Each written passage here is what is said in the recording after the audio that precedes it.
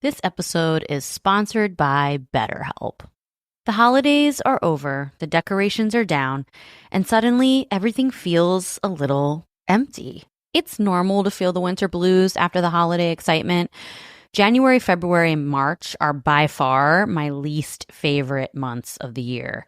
It's cold and dark, and I have to get some extra vitamin D on board. I also need to keep my regular scheduled appointments with my therapist.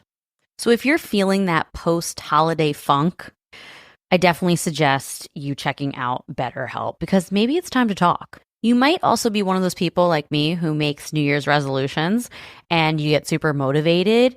So maybe you need someone behind you to hold you accountable and come up with a plan to meet your goals.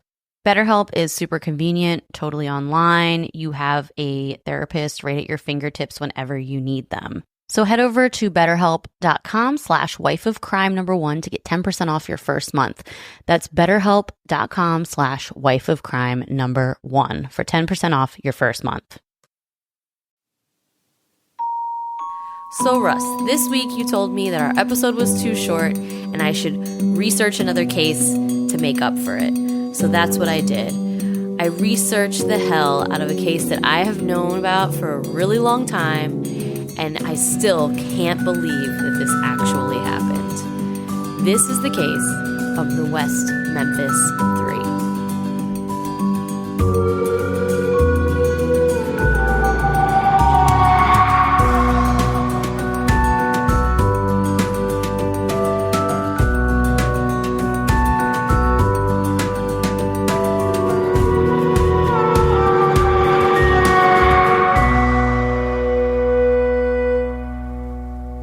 Hey there, crime family. Just want to let you know that this episode does deal with crimes against kids. Want a trigger warning, everyone. If you're not into hearing about that, you can either fast forward the part where I talk about it, or you can skip this episode. Just want to let you know. Okay, here we go. Hey everyone, we're back. It's Russ, wife of crime. And I can't think of a good intro, so we're going to start. I know we always try to do good intros. That's all I got. So we're doing an extra episode this week. Because Jess's episode was too short. It was too short, and he challenged me to do this extra episode. And boy, did I come at him with a good one. This one is probably going to be so long because this case is so complex. There's so many moving parts.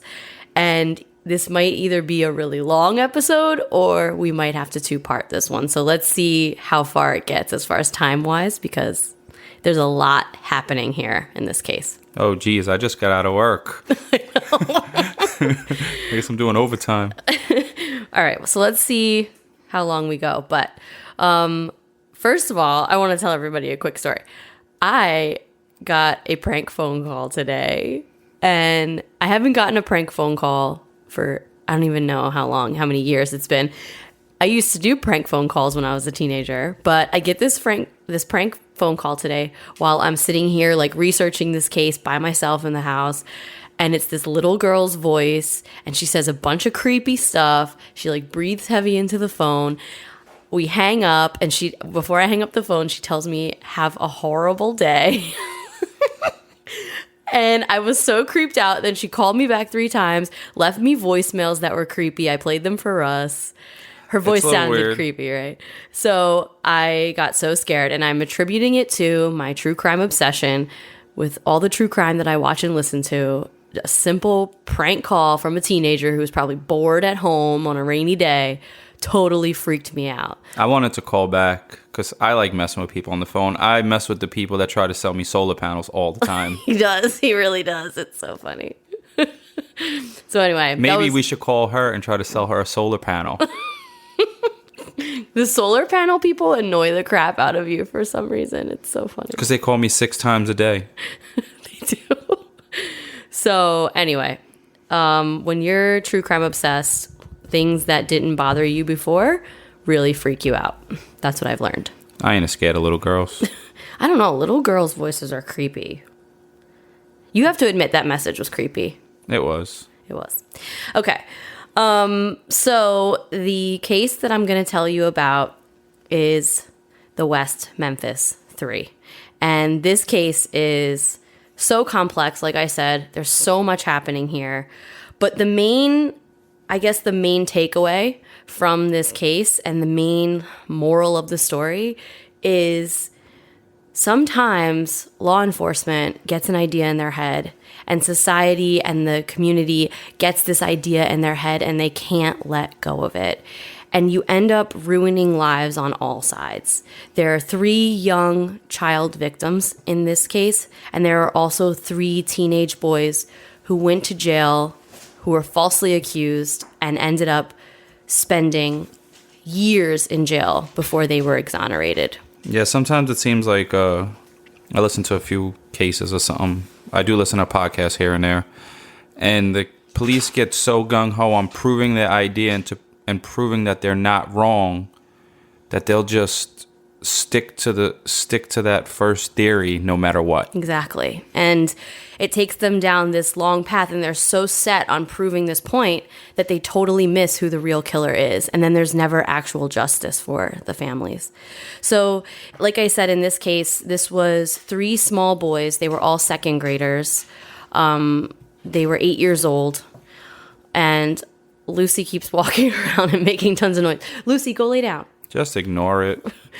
So these 3 young boys, they were all second graders and 8 years old, and they were brutally murdered in a horrible way and completely tortured. And the 3 teenage boys that they accused of this crime, they were outcasts, they were gothic kids, and they listened to heavy metal and wore band t-shirts, and they were... Probably played hacky sack. No, I don't know if they played hacky sack, but... That's what all the goth kids did in the high school I went to. They'll play hacky sack. Oh, really? Yeah, I don't know if they played hacky sack, but... For all you youngins out there who don't know what hacky sack is, it's just a beanbag, and it's like a knit beanbag, and all the kids with the skater pants on would stand in a circle and kick it around. Yeah, I do remember They kick it to each other. And then the ones that thought they were nice would try to do their leg behind their back or something. Yeah, I do remember. Or a leg behind their leg. I don't know, not behind your back. But you know what I mean. Yeah, I remember that. Well, these 3 boys were definitely the outcasts of their community. This community was West Memphis, Arkansas. So this is deep south, middle of the Bible Belt. So Red hat wearing. Total right-wing, conservative, fundamentalist Christian. And this is 1993. So this is smack dab in the middle of Satanic Panic. No one was listening to Wu-Tang over there. No. So I got a lot. I just want to tell you real quick where I got all my sources, because then if I can't cover all the information. So if you guys want to look further into this, you can definitely look up a bunch of stuff. Or you could just put them on wifeofcrime.com. Yeah. And they can go there and look. That's true. I can put them on wifeofcrime.com. I'll put the sources on there, but tons of documentaries and movies. And last podcast on the left did an awesome overview of this case, and wrongful conviction with Jason Flom. You guys have to check out that podcast. Start the damn It's story. So, all right. So this case was highly emotional because of how gruesome the crime was. There were 6 people in this case that were really heavily affected. The boys that were murdered, their names were Stephen Branch, Christopher Byers, and James Michael Moore. Like I said, all 8 years old. And the 3 teenage boys that were accused were Damian Eccles, Jesse Miskelly Jr., and Jason Baldwin. So I'm going to set the stage really quick because, like I said, this is deep south Arkansas, and it's during Satanic Panic. And for people who don't know what Satanic Panic was... Oh, I can tell you what Satanic Panic is. My mom was a crazy Christian. No, I'm going to educate you, because Satanic Panic didn't come from Christians. Satanic Panic, I'm going to tell you the history of it. It was a gigantic conspiracy theory, and it started in 1969 with the Manson family cult murders. That really catapulted Satanic Panic and started this whole idea that people will murder other people in the name of cults. And Charles Manson was the father of Satanic Panic. So it was a cult panic, not a satanic panic. Well, they believed that they were satanic cults, and that satanic cults were murdering people all over the country. With Kool-Aid. No. Listen. So it freaked people out. Like the whole Manson family cult murder totally freaked people out. And, they brutally murdered people for Charles Manson's cult. All of his members. I don't really know much about it. He's a dude with swastika on his forehead, right? Yes. He was in the show Mindhunter. Oh, he was funny. Yeah. So he used to be the leader of this cult, and they murdered people. We'll do Charles Manson on another episode. So that really started in 1969. Simultaneously, that same year, in 1969, Anton LaVey published the Satanic Bible, and Satanism established itself as a religion. But I'm a total creep, and I love looking up other religions, especially controversial ones, because I like to know what they believe in. I find it really interesting. I'm from the religion of mind your business, so I never look these up. Well, I do. I look up all religions because I want to know what they believe. One day, the religion of mind your business is going to be tax exempt. Join me. You're going to be the leader of the mind your business. Mind your business, and we're not going to pay any taxes. Hashtag vote for Russ. You're so annoying. So where was I? Okay, so Anton LaVey, he started Satanism and established it as a religion and wrote the Satanic Bible. But the thing about Satanism is it has absolutely nothing to do with the devil. Satanism has nothing to do with worshiping the devil. They don't worship a deity. It's actually a whole religion of people who are making fun of organized religion.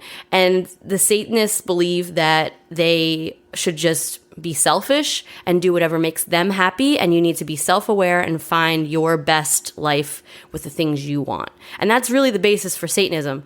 But sounds like me, and you mind your business. But since the word Satan is in the name, everyone freaked out. So they need to rebrand their religion, and it'll be the most popular thing. They don't want to. They called it Satanism to prove a point because they're going against organized religion. Anyway, we're not going to go deep into it. Yeah, you're off on a tangent today, boy. I want to explain where Satanic Panic came from, okay? So then, this is 1969. Now, 1971, William Peter Blatty published The Exorcist. Oh, screw that. And it terrified America. No one had ever heard of anything like that. The movie came out in 1973, and it was like a total phenomenon. After that movie, pea soup sales went down by 87%. Is that a true fact, or is that a Russism that you just made up? I made that up. Okay. So the Exorcism movie comes out in 1973, and people are freaked out. I looked up videos of the movie premiere, literal lines around the block, and then I looked up reaction videos. People were running out of the theater, bawling their eyes out. People were throwing up in trash cans.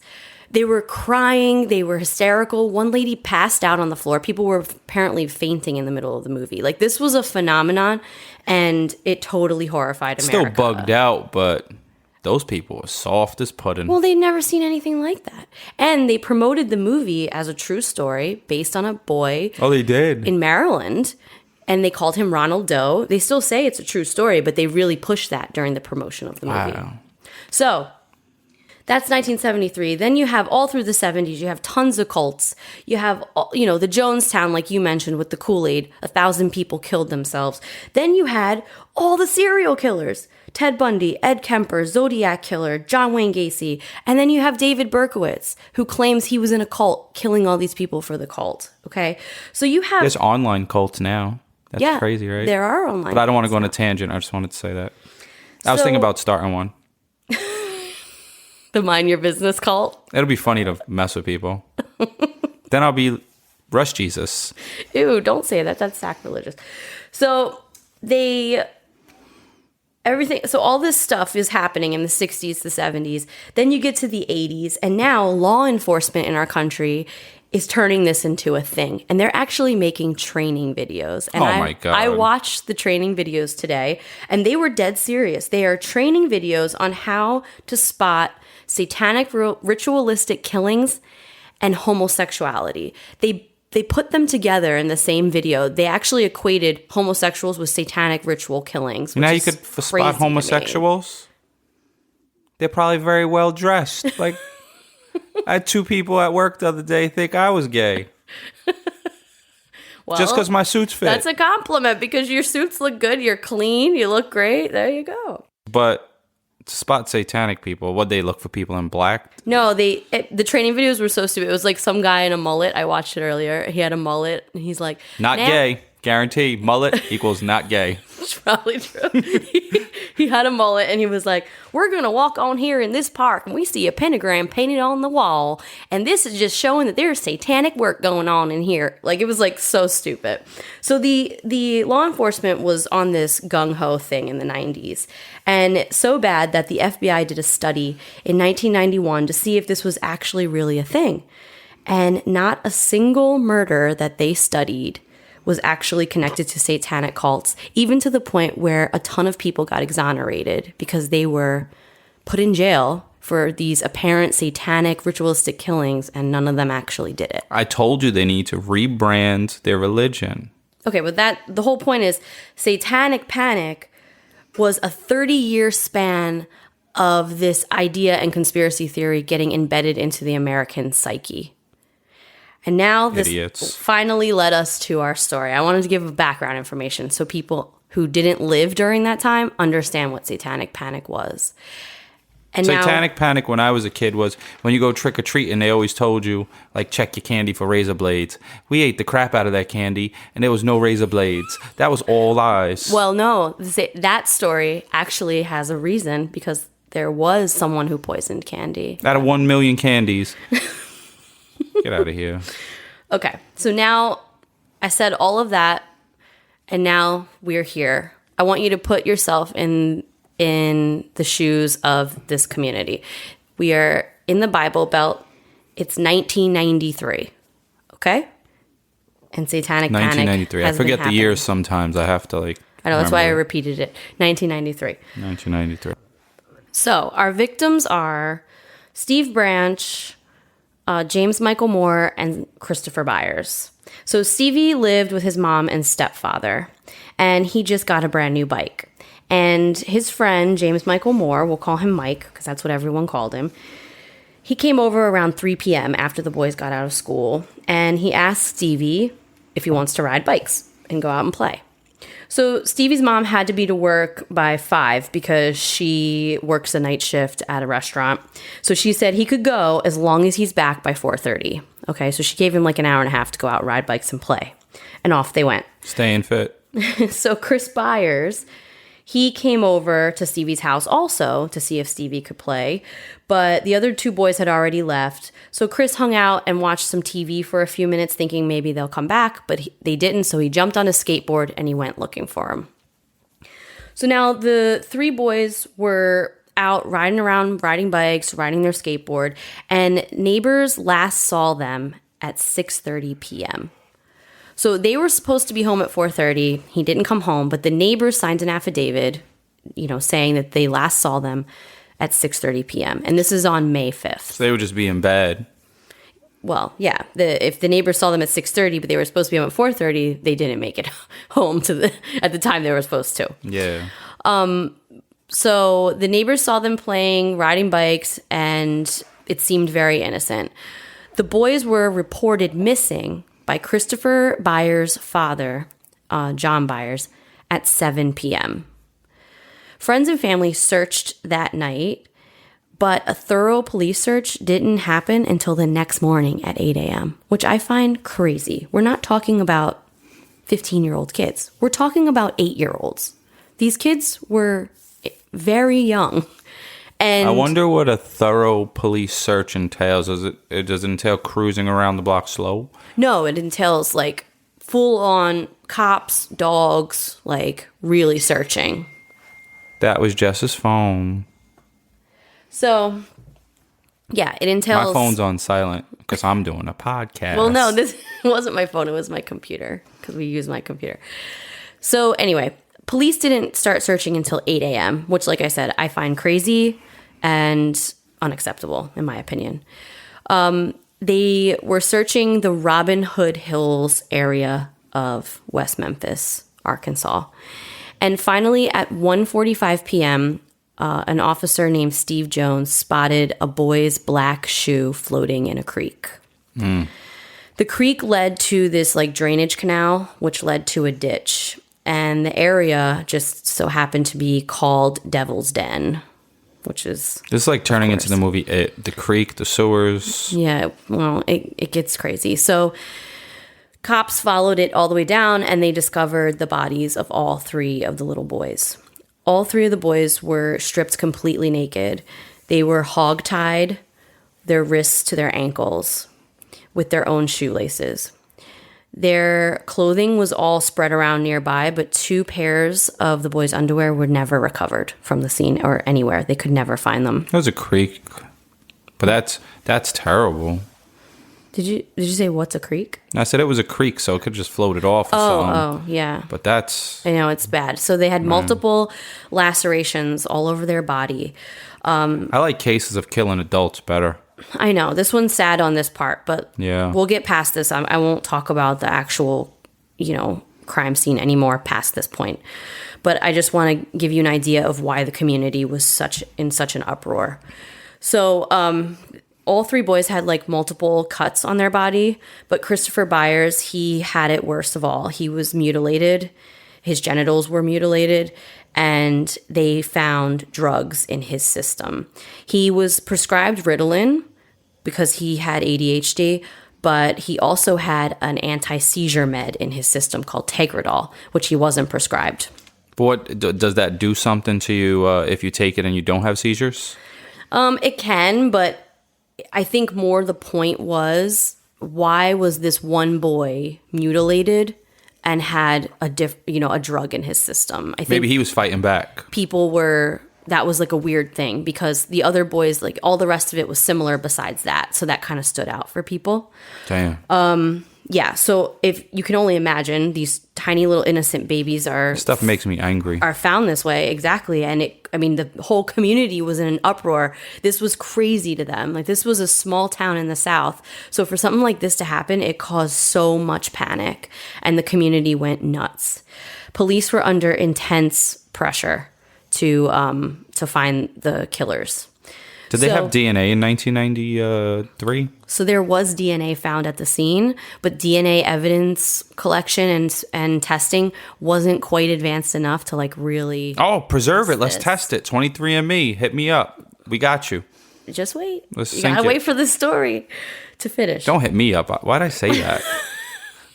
Hit up the police over there. So cops were under intense pressure to solve this because the community went crazy. There were a number of suspects. I'm going to tell you the 3 suspects that they had in the beginning and turned into nothing, and then I'm going to tell you about the 3 boys that we're going to talk about for the rest of the story. So the 2 initial suspects, there were these 2 teens named Chris Morgan and Brian Holland, and both of them had multiple drug offense histories. They How old are these teens? I don't know. It just said teens. I didn't look up their ages. Because that's a big difference between 13 and 17. No, they were older teens because they skipped town. 4 days after the bodies were found, these boys skipped town and went to California. One of the boys, Chris Morgan, he wasn't a boy. He was a teenager. He was actually an ice cream man. He drove one of the ice cream trucks. So I'm assuming they're like 16, 17. Yeah, old enough to drive an ice cream truck. Teens go all the way to 19.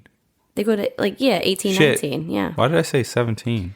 Well, I was thinking high school age. That's why. Well, he drove a ice cream truck, so he was old enough to do that. So that kind of alerted police because that means that Chris Morgan knew these little boys. So during the interrogation of these 2 guys, Chris Morgan said that he was blackout drunk and he might have killed because he was blacked out. And then he immediately recanted his statement. What an idiot. Both of these guys failed polygraphs, which I know it's a joke. We know that now, but Polygraphs don't work. Don't take them. Yeah, don't take them. But we both know that they're a joke, but just want to mention that they both failed polygraphs. And they both had urine and blood samples sent to the lab, but then nothing continued after that. Like, the investigation stopped on them. So don't know whatever happened. Don't know if things came back, not okay, whatever. It just stopped. The second suspect that they really looked into kind of thought about looking into, was a guy they called, quote unquote, Bojangles guy, because there were a bunch of workers at a restaurant. This sounds racist. Well, Bojangles is the name of a restaurant. So there was a bunch of workers at a restaurant called Bojangles. They saw it. I mean, it happened to be a black man, but they saw this black man walk in and walked right into the ladies' room. He was described as mentally disoriented, and he was bleeding. There was a lot of blood on him.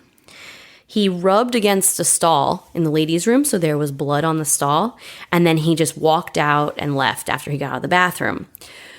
Police were called right away because the owner and the manager were kind of weirded out by him. So a police officer showed up. She didn't even get out of the car. She drove through the drive-through of the restaurant. It was a fast food restaurant. So this fat, laziest cop of all time. Fat, smelly cop with hairy underarms. This lady won't even get out of the car. Just assuming she has hairy underarms. She definitely doesn't shave her legs. She may shave her armpits. So she didn't get out of the car. She drove through the drive-thru for them to tell her what was going on. So we're going to call her Officer Bertha. They even told her what direction the guy went in. She didn't follow him. She just went back to the police station. And then 4 days later, when the boys, or not 4 days, a day later, the next day, when the boys' bodies were found, the manager of the restaurant called the police back. And he was like, I called you guys yesterday. This guy, we've never seen him before. He was all disoriented. He left a blood trail in the bathroom. Why don't you come over here and take samples of this blood? Yeah, and Officer Bigum Smacks didn't even get out the car. This guy, stop, Russ. So the cops came. I'm not stopping. The cops came. They took scrapings of blood, and they took a pair of apparent sunglasses that the manager said the guy left behind. But they never tested the scrapings of blood because they got, quote unquote, lost. What? So during the crime scene investigation, there was a hair described as being that of a black male, later found on one of the sheets wrapped around one of the little boys. But nothing ever came of this either. And no one ever knows. Generally, killers don't generally kill outside of their race. Serial killers. Someone who would do something this brutal, we know from multiple serial killer studies, we have seen that the trend is that serial killers stay within their race. So, but how about if this was, I doubt this was a one-time thing, but if this was a one-time kill or first kill, it could be a little more random. It could be random. It could have been that guy. Who knows? But according to some other profilers that aren't me, they say serial killers mostly kill their race. Yes, professional profilers, ones that actually do this for a living, criminologists and stuff, all say just because I don't have a TV show, don't judge me. They all say that the killers stay within their race. Okay, so now I profile Jess as a hater. Now I'm gonna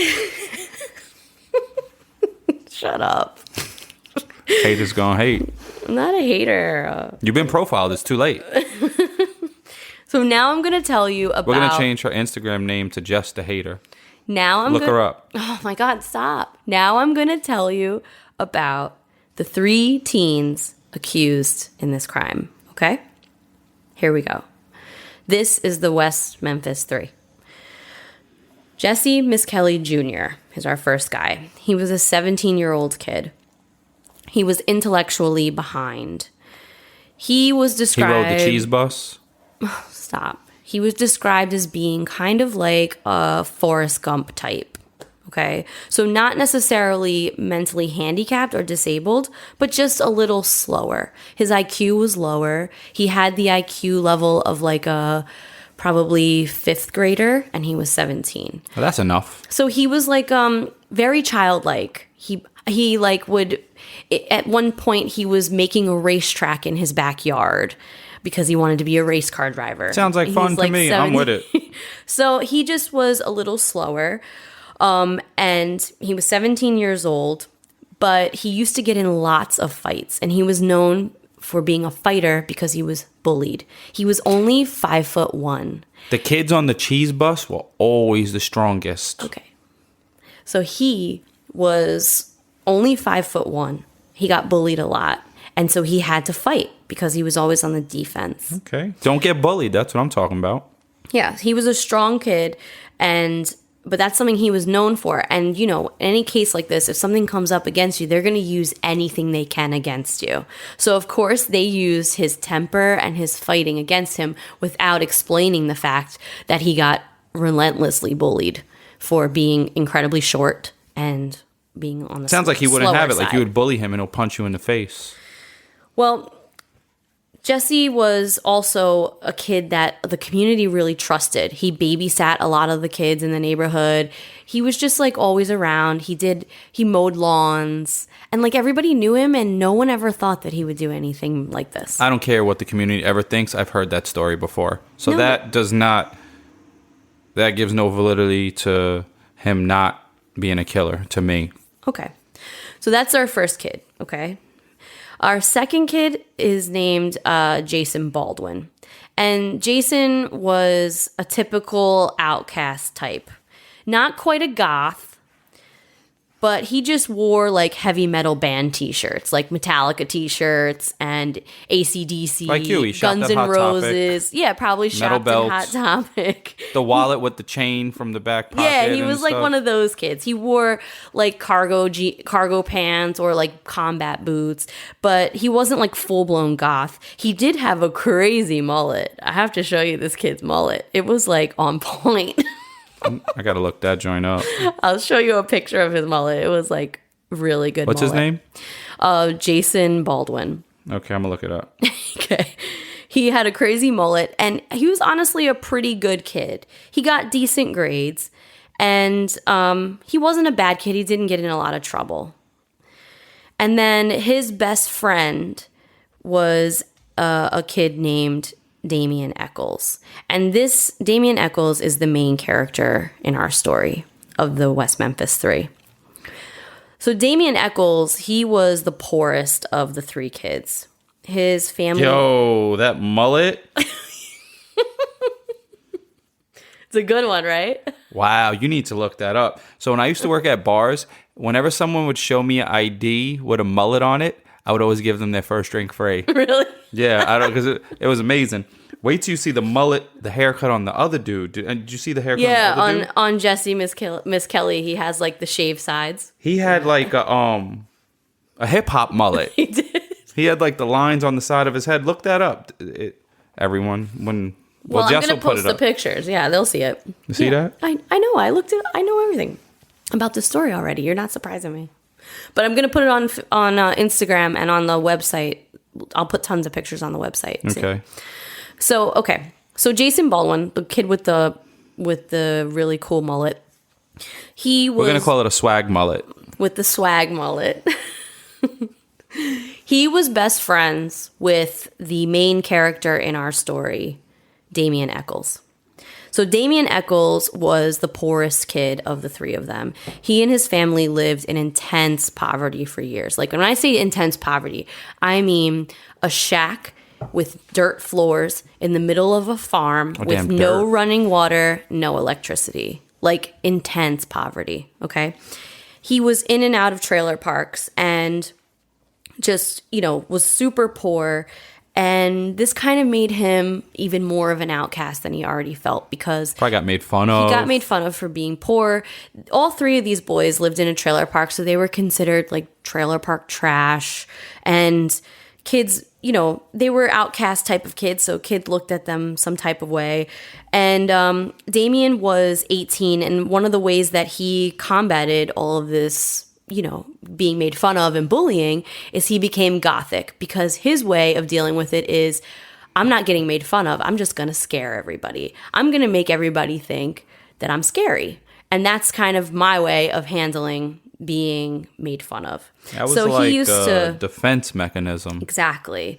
He was actually a really smart kid, and he was a very polite kid. Just born to some lazy shitheads. He was just born into some really bad events, his father was super abusive. He was a good kid, but he was misunderstood. So he wore all black. And in his book that he wrote a book later in life. And in his book that he wrote, he said that he wore all black because a girl once told him that he looked good in all black. Aww. So it just kind of shows his mentality. Like, you see this kid who's all black hair, black fingernail polish, who wears pentagram necklaces and, draws upside down crosses on his folders. And then he wears all black because a girl said he looked good in it. You know what I mean? It's like that kind of juxtaposition where... He was horny. No, he just wanted acceptance. No, all young boys are horny. I know that. I was young once. Okay. I'm still really young. So he loved messing... In my mind. He loved... Yes, in your mind and... the way you act. So he loved messing with other kids. I told you I profiled her as a hater. Just a hater. So Damien Eccles loved messing with the other kids, like I said, who bullied him. So he used to tell them that he was a vampire to mess with them and kind of freak them out. So you have these three boys. That's not that freaky. Poor, outcast, misunderstood. And this is the Deep South Bible Belt. Just not a good place to be an outcast kid. All right. So after the...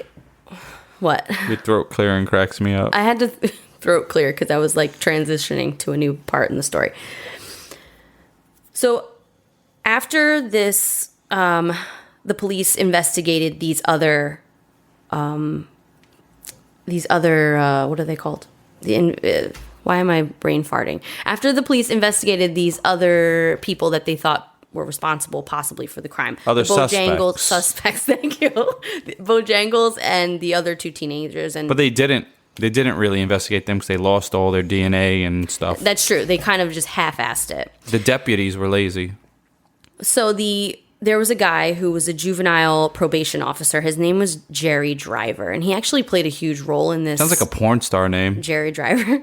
If I'm ever a porn star, that'll be my name. He played a huge role in this case because he came to the police with a list of 8 names. And these 8 names were juveniles that he believed were involved in cult activity. Sherlock Holmes fake ass. So he told officers, look into these kids. I think they're involved in some cult stuff. He was like that annoying dude he apparently used to drive around the community looking for cult activity. You know what he sounds like? The president of a condo board. That's exactly what he sounds like. Well, he's trying to mind his business. Displaced anger here, Russell? Oh, yeah, they're trying to tell me what to do. I told them. Okay. Oh, yeah, we're not even I told them I'll throw them off my deck. I'm not kidding. Well, I am kidding. You're kidding. I'm kidding. But I'm only on the first floor. They won't die, so there'll be no deaths. Stop, It'll just be embarrassing.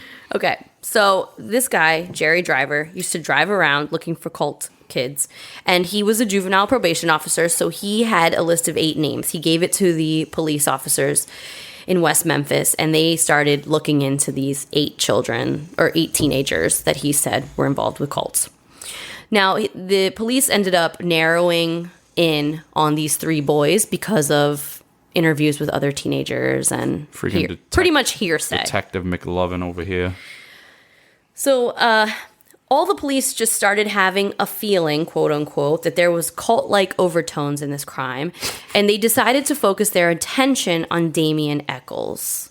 He was a known goth, like I said, and super poor, so he was like a really easy target for them. Is that Swag Mullet? No, that's Damien is the main character. He's the one that police later decide that he's the ringleader. He's the one that dresses in all black and pretends he's a vampire to scare other kids because he was really bullied, the super poor one. That was the first one you told me about. No, that was the last one I told you about. You can't keep track. Because you introduced a lot of characters. I did. I didn't write them down. I have a bad memory. I did. So just pay All right, so he was the 4th character. He was the 3rd because this is West Memphis 3. He was the 3rd kid I told you about. All right. Okay. So, police decide that Damien Eccles is their main character and they're pretty much ringleader. But they don't interview him first. You know, police in this situation, they're going to go for the one that they can get the most information from. So who is it that they can get the most information from in this situation? It's Jesse Misskelley Jr., the one I told you about first, the one that is a little slower, the one that has a low IQ. Police know. I already know what's going to happen. Don't say it. They're going to get him to talk a lot, and he's going to admit guilt to something he didn't do because he's a little slow, and they're going to pressure him and give him cupcakes. Okay, well, I'm about to tell you. You are right, but let me just tell you the story.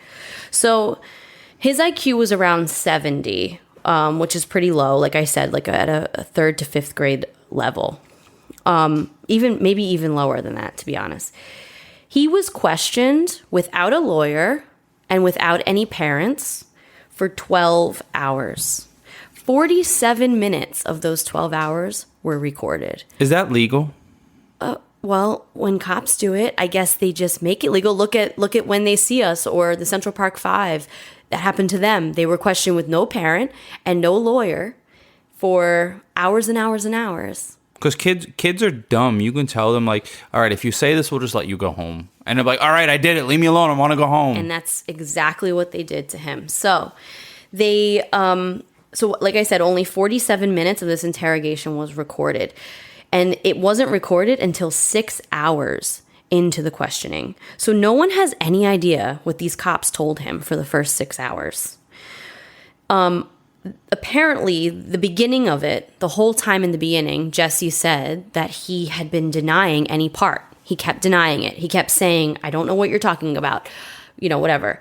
They used a polygraph on him, which is not legal. You're not allowed to use a polygraph on someone with a low IQ because they don't understand the questions that they're being asked. So if you don't understand the questions, there's possibility that you will show deception. But how would they know what his IQ is?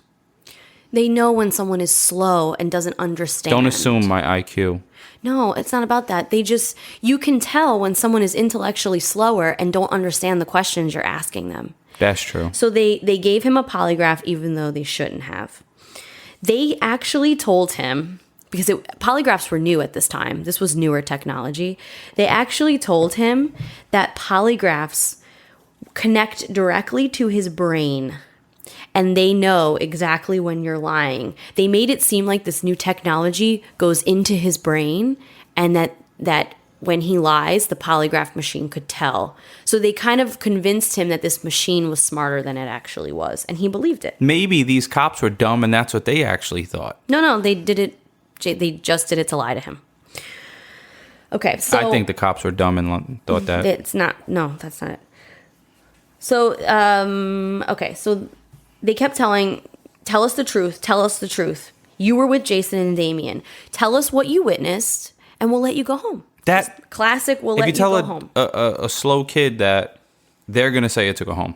Just tell them, this is what they kept saying, just tell us that you did it for this cult, you killed these little kids, and then you saw Jason and Damien do it, and you were there, so you were kind of a part of it, and then we'll let you go. You can go back to your mom and dad, no big deal. And that's how they were doing this with him for 12 hours until they recorded this false confession. False confessions are really hard for a lot of people to understand until you really start researching them and understanding that false confessions happen all the time, and they usually happen with people who are vulnerable, like young kids or mentally handicapped people.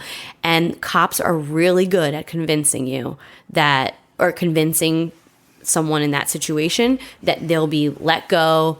All you have to do is say this. And unfortunately, kids in this predicament that are people that are slower and children, they just trust cops. They just trust them, because that's what you're supposed to do. So they feel like the cops are telling them the truth when in fact they were lying to him the whole time. I don't think confessions are false unless they were like slow people. I don't know the right word for that. Or kids. You shouldn't be allowed to like give a confession unless there's like a lawyer or a parent there with you. But if you're an adult and you gave a confession, lock you up because you're dumb. Well, you can't say that. I just did. You have to research it more, but we're not going to get into that. Just research it more so that you're more educated on the subject. I'm not looking that up. Okay. That's so then boring. Walk around being uneducated on it and having an uneducated opinion. I don't need that. Okay. That's your opinion. My IQ is high like Ed Kemper. So Jesse Miskelly was tried separately from the other two teens, okay? His trial started in January 1994. And the only evidence they had was his confession. There was zero evidence in this case. And I think I want you guys to like really understand that. But if you say you Russell. did it, that's a good amount of evidence. Russell. Because you're not probably getting the backstory in court. Yes, they're not. So jury isn't getting the backstory. Yeah, so you're getting the confession. Jury just sees he confessed. He said, I did it. Exactly. And they said, all right, so book him. So the defense at his trial had an expert witness on false confessions testify and talk about all of these things, the coercion with the police, the fact that it wasn't recorded. They educated the jury, but the jury wasn't buying it because this case was so huge and a big deal to everybody. The public wanted blood. It was like they were out for vengeance. They were. But they want justice. They do. Like something like that. When I was listening to this, I wanted justice. When you were listening to the crime, yeah. Yeah, I was very upset. I understand. It's a terribly upsetting case. So Jesse was tried separately. They talked about the false confession, but it wasn't enough to sway the jury. And the closing arguments were obviously very dramatic. The prosecution came out. They laid it on real thick. They showed the pictures of the little boys' faces. They made it into a drama. And on February 4th, Jesse was found guilty and sentenced to life in prison plus 40 years. Okay? So according to Jesse, this is according to Jesse now, in the police car on the way to the jail after the trial, after the sentencing, the police said to him, you better keep telling your story the way you're telling it, because if Damien and Jason aren't found guilty, then they'll probably get out and kill your whole family. Okay? He was a good fighter. He should have punched him in the face. He couldn't. He was in handcuffs in the back of a police van. So the trial for... That's probably true. The trial for Jason and Damien starts, and like I said, they literally have zero evidence. Nothing on these kids. The only thing they have is a false confession from the other kid. And the other kid said he was with them? The other kid said he was with them? Yeah, the other kid said he was with them. Oh, this is bullshit. I will tell you the evidence. Okay, so they don't have zero evidence. They have circumstantial evidence and hearsay. I'll tell you the list of evidence they have, but it's nothing. I need the list of evidence. I will give it to you now. Just give me a second. So, on camera... It's hard to profile without some evidence. On camera, during the documentary that everyone should watch, it's called, what's it called? Paradise Lost. It's an HBO documentary. And on camera for this documentary, the prosecution goes to the victim's family and says, we need Jesse to testify. They literally say, we have nothing else substantial on them. We need Jesse to testify in this trial because we have nothing.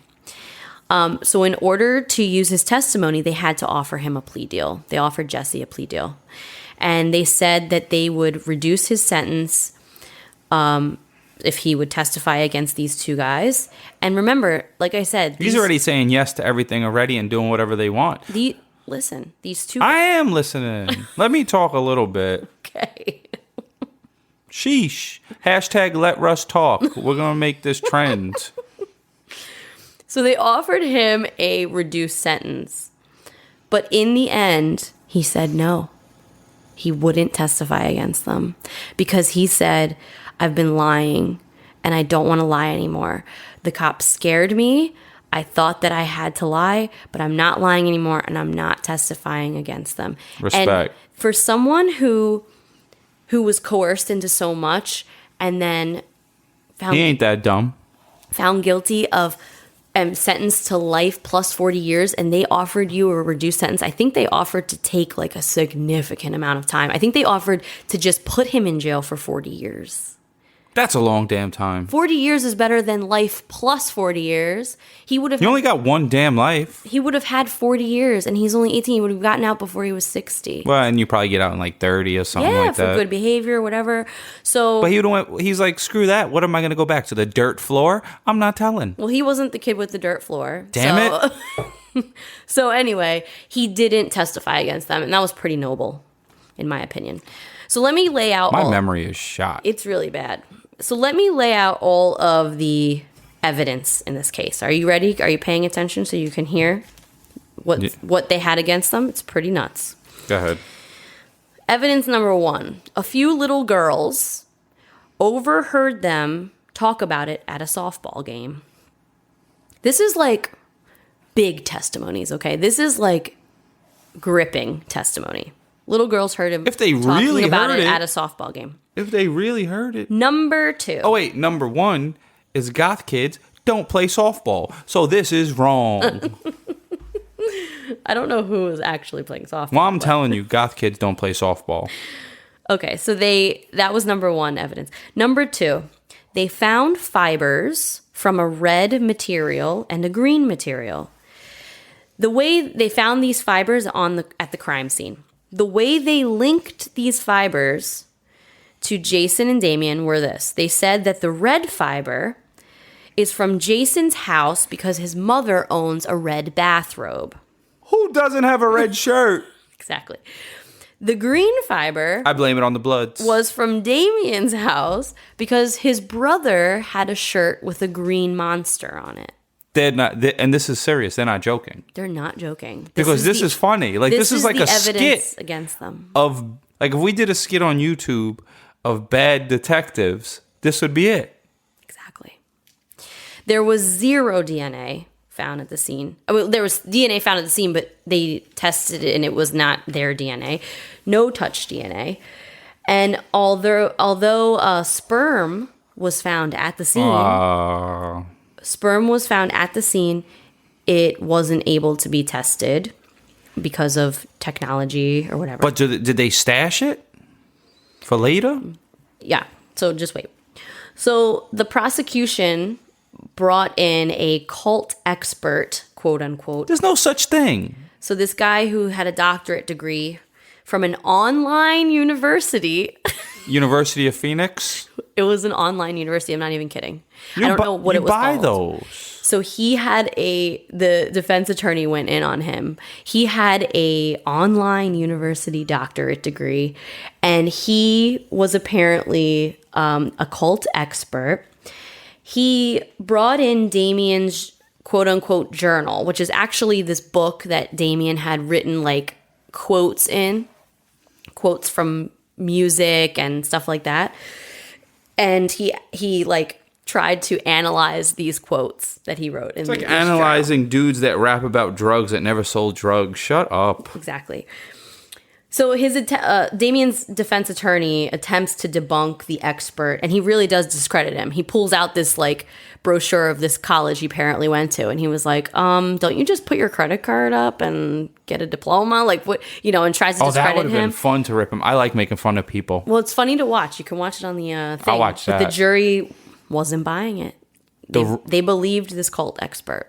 Then they should get booted off. So Damien's ex-girlfriend, this is another piece of evidence, Damien's ex-girlfriend testified that when Damien and Jason would be talking and she'd walk up to them, they would just stop talking. They didn't like gripping evidence. They didn't like her. Or they was probably talking about some hoes on the side. Yeah, they were talking about other girls probably. So now there was also a jailhouse snitch, which we all know jailhouse snitches are really iffy. I have seen a case on Cold Case Files where the jailhouse snitch was telling the truth, but that's probably one of the only cases I've ever seen. He wasn't telling the truth either. No, he was. Listen, anyone in jail, if they said, hey, you're in here for life, if you tell on them, we'll get you out in 5 years. Like, what you want me to say? Yeah. Who wouldn't do that? Not me, because I'm no snitch. Well, this jailhouse snitch... in that situation, maybe. This jailhouse snitch claimed that Jason confessed everything to him. Idiot. And then, so that was all the evidence they had. That's it. Everything I just told you. So now when Damien took the stand in his own trial, and he was, told to explain what Wicca was, what the beliefs were. Like, they brought up all these things that goth kids were into, and he talked about it. They follow the religion of Hot Topic, please. And then they had him read a couple of the quotes in his journal. And these, the quotes that they chose, it just showed how stupid they were. So one of the quotes they chose was a Shakespeare quote from the play Midsummer Night's Dream. Okay. Which, not culty at all. This is William Shakespeare. I don't read that bullshit. And then another... You're so stupid. Don't make fun of William Shakespeare. It's so boring. All right, so it's most people who listen to this, you. if you, in high school, who wasn't bored reading Shakespeare? Me, I love Shakespeare. She wore Hot Topic t-shirts. So... I did not. Yeah. No. No...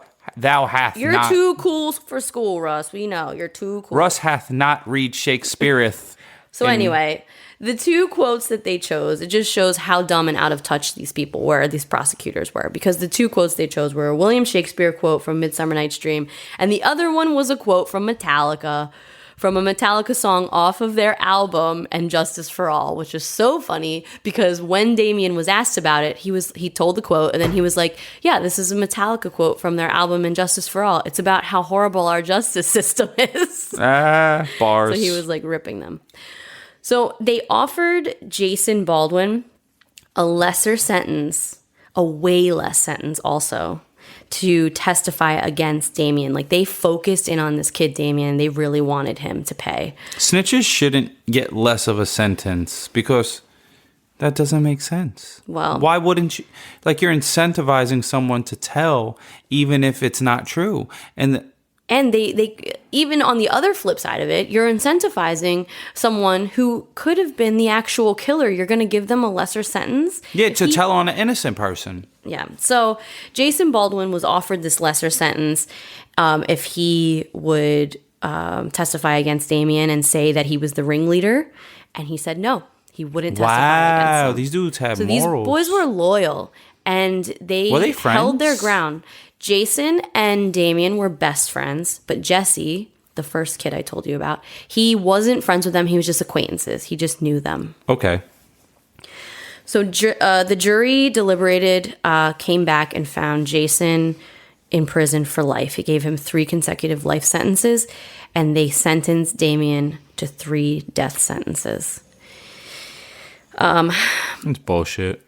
They were sent to prison, and Damien ended up spending they were sent to prison. They ended up being in prison for 18 years, and Damien spent 10 of them in solitary confinement. Ooh. So Paradise Lost. Maybe because the inmates would have, beat them up. Possibly. Because they're child killers. So Paradise Lost was the HBO documentary I keep talking about, and that came out in 1997. It only came out a couple years after the trial ended, and this brought huge awareness to this case, to the point where celebrities were getting on board because they're like, this is messed up. Eddie Vedder from Pearl Jam became a huge proponent for getting these boys out. It's so stupid that it takes a celebrity for people to listen because they're just like us. Like, if something's messed up, it shouldn't take some... But they have a broader platform. Eddie Vedder was very famous at this time. But this is when Pearl Jam was in their heyday. So in the 90s, Pearl Jam was huge. So Eddie Vedder had a giant platform. And Johnny Depp. So people listen. Johnny Depp was really big into getting these guys out too. And he was huge in the 90s. Everyone loved Johnny Depp. Nah, Johnny Depp is still pretty dope, though. No, he is dope. But that's when his... I don't know who Eddie Vedder is. Eddie I know was the Pearl singer of Jam, Pearl but I don't Jam, know, yeah. band members. Well, he's the singer. He's the main guy. What's their main song? Jeremy spoken. Oh, yeah, that one. Yesterday. Yeah, I heard that one. So in 2007, so now this has been community uproar. Celebrities are on board. They're like, come on, we got to get these kids out. This is crazy. The kids them and their lawyers, they're making multiple appeals. They're constantly writing letters to appeal and getting denied because the same judges are in place in Arkansas. So their appeals are getting dropped. Clowns. So in 2007, a hair was pulled from the crime scene, from the shoelace. So you have to remember, the boys, they were tied with their own shoelaces. And a hair was pulled from the tie in the shoelace.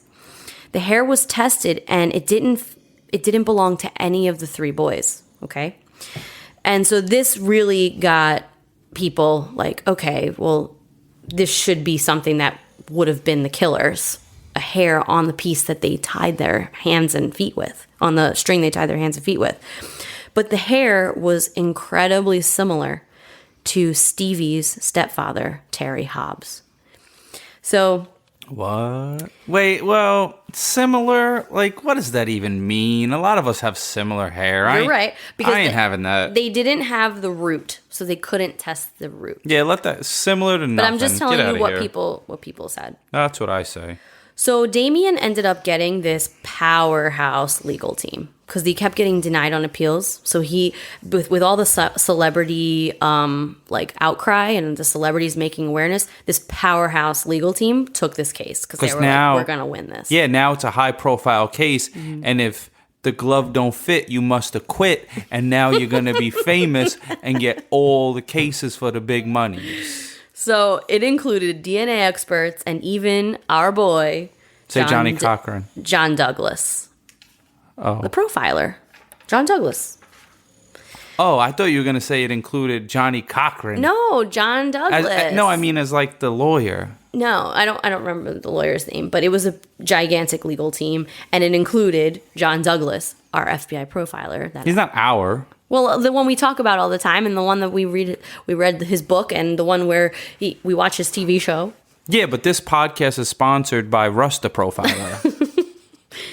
So finally, we're in the 2000s, and we can finally test this DNA.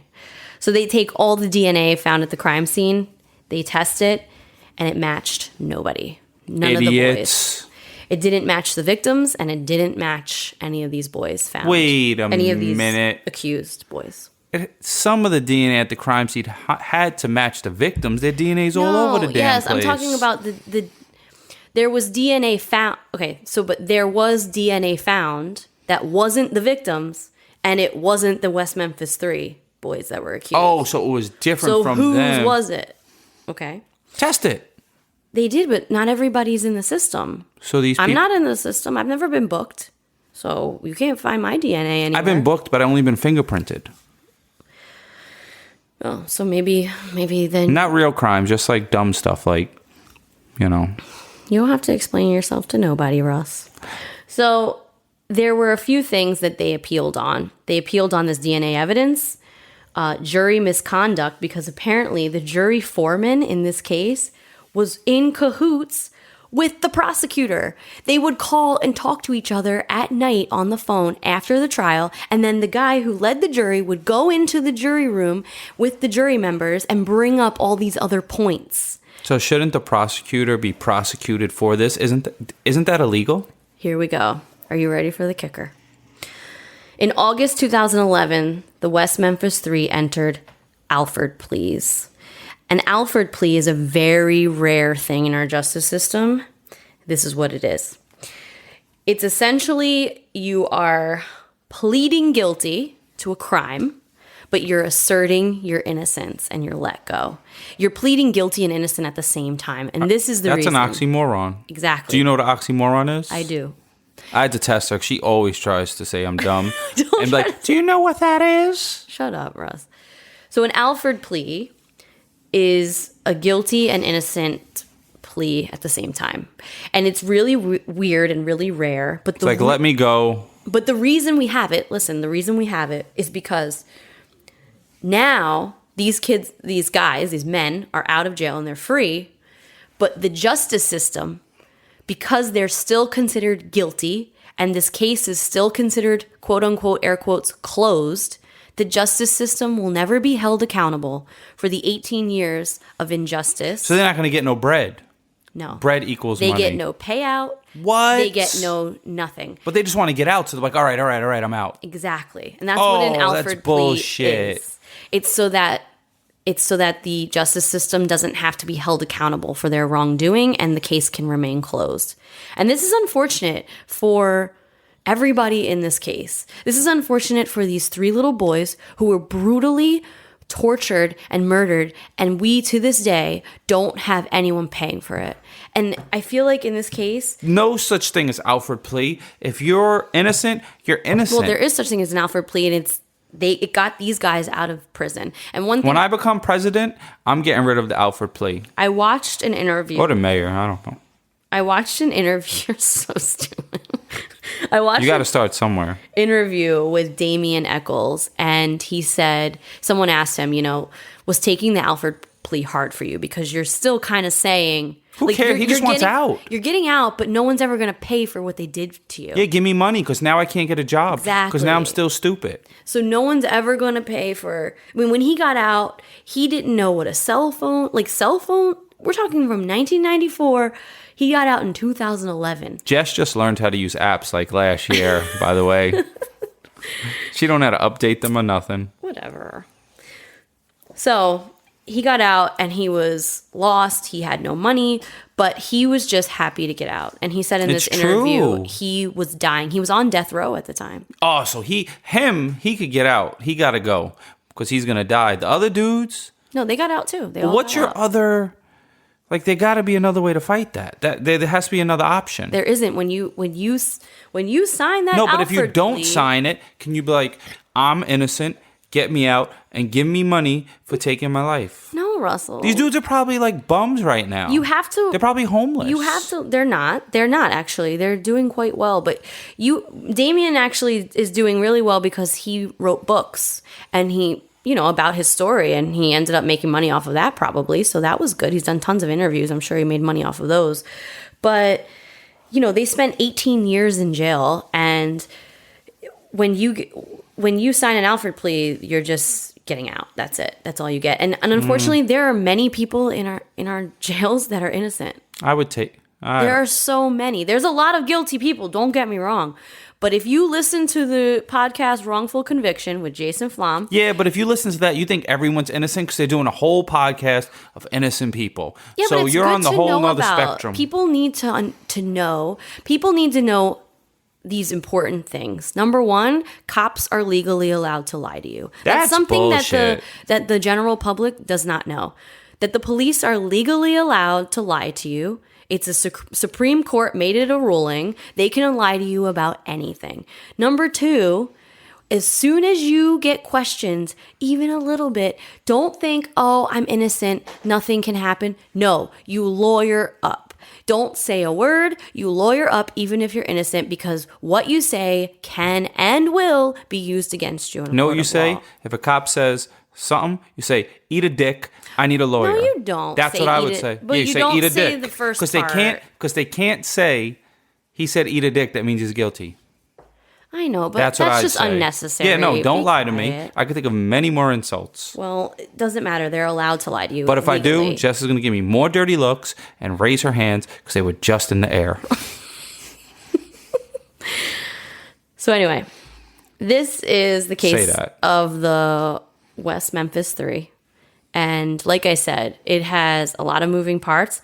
We didn't go too long. We've gone on for an hour and 5 minutes, which isn't terrible. We could put that out. So we'll put it out as all one thing. But I just think that there were six people were really badly affected in this case. And unfortunately, with The poor everything kids, that happened... bro. We need justice for the kids. Yeah, like with everything that happened and this becoming an exoneration case, these poor victims, these three little boys, kind of got lost. Like you hear about the West Memphis Three and you hear about these kids who also lost a good portion of their life too. But they lost their didn't whole lose their life. And so it's important to remember these kids and they need to find justice for them. There is a suspect, like I said, they found that hair of Terry Hobbs, who is the stepfather of Stevie. And they also... Did he live with him, though? I mean, it's like your hair's He was a on stepfather, everything that I yeah. own. So two of the stepfathers in this story... I pull them out my underwear sometimes. I don't know how they get in there. Just putting my drawers on before I go to work. Oh, God. So 2 of the stepfathers in this story, Christopher Byers' father and Stevie Branch's father, both of them have some pretty weird stuff. I don't care. That kind of made them seem like both of them could have been people that committed this crime. But nothing's ever been done with it. You know what I learned this podcast? The number one thing I learned this podcast, and it's been reiterated throughout the podcast, is when Jess says, listen, that means, Russ, shut up. I want to keep going. Well, I mean, if I don't keep going... We're going to turn it into a drinking game. Every time Jess says, listen, take a sip. Okay. But you do understand that we would be going on for 3 hours if I don't say listen and try to keep the story going. Okay, guys, listen. I think this podcast is up. It's been real. I'm the husband of crime, and we out of here. All right, everybody. Check out wifeofcrime.com. I'll put up a lot of pictures, and also Wife of Crime Pod on Instagram. Like all my memes and keep up with us. I hope you enjoyed this extra episode, and it made up for my short one the other day. Hashtag vote for Russ. Have a good week, everyone. See you on Wednesday. Wife of Crime Wednesday. Bye.